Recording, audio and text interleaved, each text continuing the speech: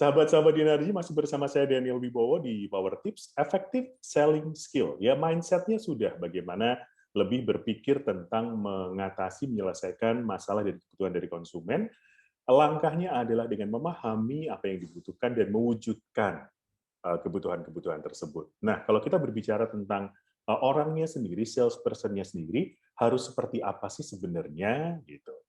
Saya kembali bersama dengan konsultan Dinarji Indonesia, Karina Saraswati. Hai, Hai Daniel, ketemu lagi. ketemu lagi, ya kan?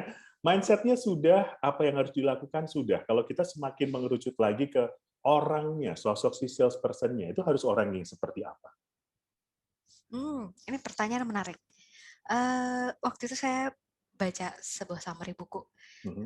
Bukunya bagus mengenai judulnya Challenger Sales. Hmm. Gitu ya. Ini buku ditulis oleh Matthew Dixon dan Brent Adams.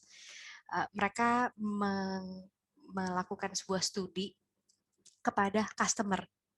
Apa yang customer lihat, uh, apa yang sudah baik dilakukan oleh para salesnya ini Mhm. yang membuat mereka bisa mengungguli sales lainnya. Oke. Jadi dia bisa menang. Kalau Ya, misalnya ya. pitching gitu ya, apa sih yang membuat sales certain sales person ini bisa menang dibanding salesperson lainnya? Oh, Nah, iya. dia menyebutkan ada 5 atribut nih. Yang pertama, salesman-nya memberikan perspektif yang unik dan valuable. Maksudnya? Jadi eh, kadang gini ya, kalau kita ketemu sama customer, Mhm. dia kita tanya gitu kan, apa yang bapak atau ibu butuhkan? Mhm. Kadang dia tahu, kadang dia enggak. Kadang dia enggak tahu apa yang dia butuhkan. Nah, fungsinya sales di sini adalah untuk memberikan perspektif baru atau memberikan pengetahuan baru apa sih yang mungkin untuk diinginkan. Oh. Contoh paling mudahnya sebenarnya gini ya, kalau 20 tahun yang lalu, kita sebagai customer tuh tidak berharap kita punya kalender, terus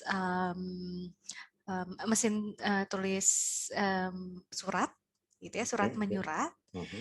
lalu nonton TV bisa di dalam Mhm. satu gadget. Oh, Di iya. sisi customer even nggak kebayang gitu ya bahwa kita bisa mendapatkannya dalam satu handphone, Mhm, mhm. ya kan? Nah, Iya, benar. fungsinya sales di sini adalah untuk memberikan perspektif baru. Uh, Bapak Ibu tertarik nggak kalau bisa melakukan semua itu dengan hanya satu alat, Muncul misalnya lagi. begitu, Oh, oke, oke. ya kan? Jadi membuka wawasan customer akan sesuatu hal yang dia belum tahu, Mhm, mhm. ya. Menarik ya. Lalu yang kedua, salesman juga membantu untuk menavigasi alternatif. Jadi barang atau jasa yang dijual itu nggak cuma satu. Kalau Mmm, misalnya solusi yang pertama atau barang yang pertama tidak memenuhi ekspektasinya customer, dia mhm. punya solusi yang kedua, punya solusi yang ketiga, dan Oh, nggak berhenti sampai situ aja nih. oke. Tapi dia juga bisa mengedukasi kliennya atau customernya apa konsekuensi dari masing-masing alternatif. Oh, iya, iya, iya, iya, iya. Karena pasti akan ada Heeh. konsekuensi kan? Betul, betul, betul. Handphone A, Ya. handphone B, handphone C gitu. Dikasih tahu masing-masing. Betul. Mmm. Yes, kelebihan kekurangannya apa? Mhm. Nah, Oke. lalu yang ketiga, memberikan konsultasi atau memberikan saran. Nah, ini makin memperkuat kita kenapa kita sebagai salesman ini perlu mengadopsi consultative approach dibandingkan traditional approach. Oke. Lalu yang membuat salesperson ini juga bisa menonjol adalah kalau salesperson ini membantu customernya untuk menghindari challenge-challenge di masa depan. Misalnya? Nah, contohnya kalau kita beli handphone deh ya, Mhm, kayak yang mhm. tadi Daniel bilang, potential risk-nya apa sih kalau beli handphone? Kalau dipakai terus-menerus, baterainya bisa bocor, Ya. LCD-nya bisa rusak, Hmm, entah tiba-tiba nanti nggak bisa menerima sinyal. Nah, betul. untuk mengatasi hal-hal seperti ini, salesman perlu untuk memberikan edukasi kepada kliennya di depan. Jadi gini Mas Daniel, kalau beli handphone ini, Mhm. nanti kalau nge-charge, kalau udah 100% langsung dicabut ya, biar baterainya nggak gelembung, nggak bocor. Oh iya iya iya iya iya iya iya iya. Itu buat saya Ya, seneng tuh, buat saya sangat gaptek itu seneng gitu. Jadi dapat exactly. saran-saran baru nih. Oh. Betul. Nah, di situ adalah added value-nya seorang salesperson. Hmm. Lalu yang terakhir adalah mengedukasi kliennya mengenai isu dan outcome-nya. Seperti apa? Misal, Daniel punya masalah nih sama Hmm. handphonenya. Hmm. Lalu bilang, Saras nih, handphone saya ada masalah. Gitu Hmm. ya. Lalu saya menservis Mas Hmm. Daniel, oke, masalahnya ada di mana dan segala macam. Dan kalau saya janji, oke Mas Daniel, 2 hari lagi saya kabarin ya, saya Hmm. mesti cek dulu. Kalau saya berjanji seperti itu, betul-betul 2 hari saya follow up. Kabarin. Oh, oke. After sales berarti ini ya? Betul, ini termasuk juga dalam after sales. So, Oh. kalau kita lihat atribut-atribut ini tuh Hmm. penting untuk dimiliki oleh semua sales. Hmm. Setuju. Kalau kita mau menang dibandingkan dengan salesperson lainnya. Nah, di Dinarji sendiri sebetulnya kita ada 5 kualitas utama seorang salesperson. Hmm. Yang pertama adalah dinamis. Hmm. Dinamis maksudnya apa sih? Ini maksudnya adalah waktu berkomunikasi kita nggak kaku. Oh, oke. Waktu customer-nya lagi ingin curhat gitu ya, lagi ingin mengeluarkan semua kebutuhannya dia. Hmm. Nah, Hmm. kita dengerin dulu, kita nggak langsung nge-push kepada mewujudkan.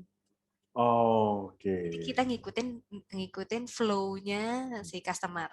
Santuy ya, santuy. Santuy, Nah, betul, betul, exactly. betul, betul, betul, betul. Ya, jadi Benar. energi kita nih dinamis. Hmm. Tapi juga nggak yang terlalu loyo gitu ya kan, karena kita pasti nggak seneng dong kalau ngadepin salesman yang loyo. Kitanya juga ikutan loyo sebagai Hmm. customer kan. Ya, terserahlah Mbak gitu. Exactly, Betul, ya betul, kan. betul, betul.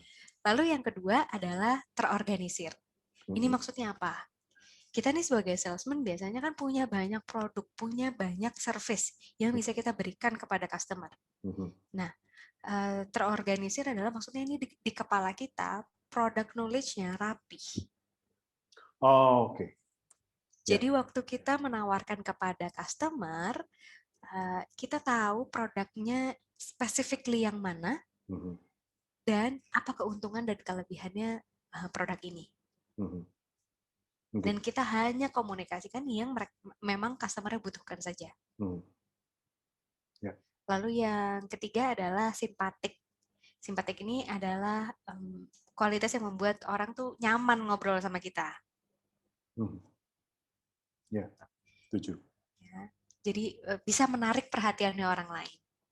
Apa resikonya kalau seorang salesman tidak bisa menarik perhatiannya customer, menurut Nggak Daniel? ada yang mendekat lah, nggak ada yang mau ngobrol juga males, mau jualan juga males, mau beli juga males gitu yang apa sih orangnya Yes. jutek sih gitu yang. Exactly. Mm-mm. Jadinya orang malah melipir gitu ya. Iya benar. Aduh, nggak lihat, nggak lihat, nggak lihat. Semoga dia nggak nyamperin aku gitu Benar, kan. benar, benar, benar, benar. Nah, jadi Oh, memang simpatik. sebagai ya kita perlu banget untuk menjadi simpatik. Mhm. Lalu yang keempat adalah kita juga perlu empati. Apa gunanya empati? Waktu kita memahami Mhm. customer kita, Mhm. kita nggak bisa pakai asumsi dan kita perlu memakai rasa empati ini Mhm. untuk betul-betul memahami kenapa dia butuh ini. Ya, Kenapa sih Mas Daniel butuh handphone dengan spesifikasi tertentu? ya, ya, Ya. setuju. Lalu yang terakhir kita juga punya keberanian, Untuk keberanian untuk menawarkan, keberanian iya, mendefense solusi yang kita berikan kepada klien. Betul, betul. Butuh keberanian itu ya. Untuk Exactly. menolak ditawar itu juga butuh keberanian. Betul. Even untuk Iya, iya, iya. mencolek calon customer pertama kali itu juga butuh keberanian. Betul, betul, betul, betul. Ya, so kualitas apa yang dibutuhkan oleh seorang salesperson ada dinamis, Mhm, terorganisir, mhm, simpatik, mhm, empati, dan mhm, keberanian. mhm. Ini kalau disingkat jadi DOSEK. DOSEK. Oke. Yes. Nah, itu dia. Gampang diingat, ya.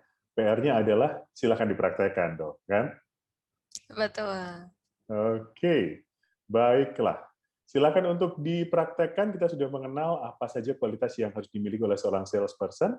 Ya, kemudian langkah-langkah selanjutnya seperti apa agar jualan Anda, selling Anda menjadi efektif. Kita ikuti di Power Tips selanjutnya. Saras, terima kasih. Sama-sama. See you. Sahabat Dinergi, terima kasih. Sampai ketemu di episode selanjutnya. Saya Daniel Wibo.